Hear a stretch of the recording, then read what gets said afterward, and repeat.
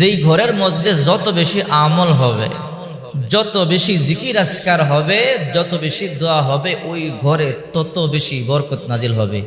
অনেকে বলে হুজুর ঘরের মধ্যে বরকত নাই, টাকা পয়সা ইনকাম করি, টাকা পয়সার মধ্যে কোনো বরকত নাই।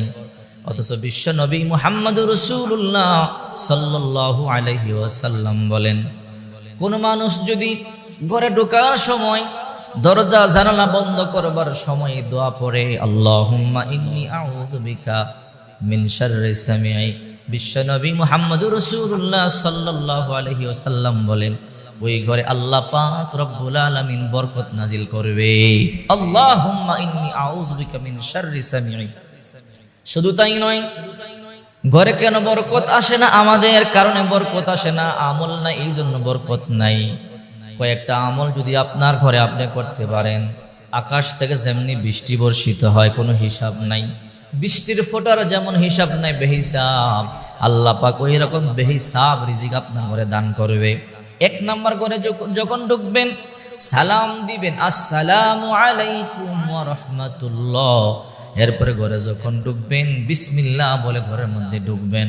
আল্লাহর পয়গম্বর বলেন, ঘরে ঢুকবার পরে যখন দরজা বন্ধ করবা, জানালা বন্ধ করবা, গল্লিকিল আবওয়াবি ওয়াসকুরিল্লাহ, বিসমিল্লাহ বলে বন্ধ করবা। সাহাবায়ে কেরাম বলেন, ইয়া রাসূলুল্লাহ এই আমলগুলো কেন করব? আল্লাহর পয়গম্বর বলেন, যে মানুষ বিসমিল্লাহ বলে ঘরের মধ্যে প্রবেশ করে, সালাম দিয়ে ঘরে প্রবেশ করে এবং বিসমিল্লাহ বলে খাবার খায়, ওই ঘরে শয়তান প্রবেশ করতে পারে না, শয়তান খাবারে শরীক হতে পারে না। যেই খাবারে শয়তান শরীক হয় খাবারটা অপবিত্র হয়ে যায়। এই জন্য আল্লাহর নবী বলেন, যারা বিসমিল্লাহ বলে ঘরে ঢোকে না, সালাম দিয়েও ঘরে ঢোকে না, খাবার খাবার সময় বিসমিল্লাহ বলে না, ওই ঘরে শয়তান প্রবেশ করে, ওই খাবার শয়তান খায়, ওই ঘরে শয়তান সারা রাত আনন্দ আর ফুর্তি করে।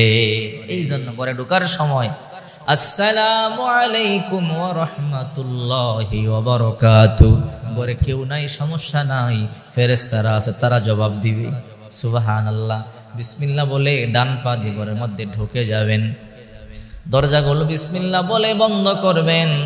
আর যদি বাচ্চারা রাত্রেবেলা কান্না করে ভয় পায়, অনেক সময় আছে না রাত্রে বাচ্চারা কান্না করে ভয় পায়, তখন আয়াতুল কুরসি পাঠ করবেন। আয়াতুল কুরসি 3 বার পাঠ করবেন, 3 বার পাঠ করে দরজা এবং জানালাগুলোতে ফু দিয়া দিবেন, ওই ঘরে বদজিন প্রবেশ করতে পারবে না।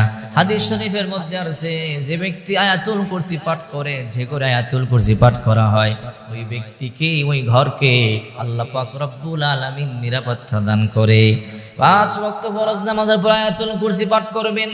আল্লাহর পয়গম্বর বলেন, মান ক্বারা আয়াতুল কুরসি ফি দুবুর কুল্লি সালাতিন মাকতুবা লাম ইয়ামনাহু মিন দুখুলিল জান্নাতি ইল্লাল মাউত।